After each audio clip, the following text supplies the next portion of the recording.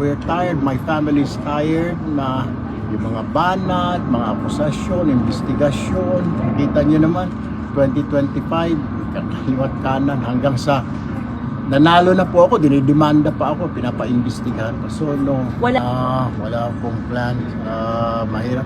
Kahit nasabihin natin nag number 1 pa ito with all what happened last 2025, yung kaliwat kanan, ang atake, banat, kung sino-sino ang dinimanda, mga hindi mo nga kilala, kung sino ba itong tao na ito, dinidemanda ka. The usual na naman siguro yung mga issue na yan, di ba? Na mga citizenship, mga dynasty, etc. etc.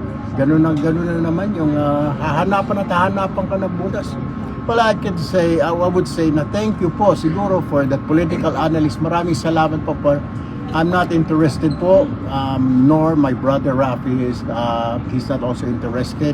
Marami pa po dyan, doon po sa kanila sa liberal, marami pong mga magagaling tumingin muna.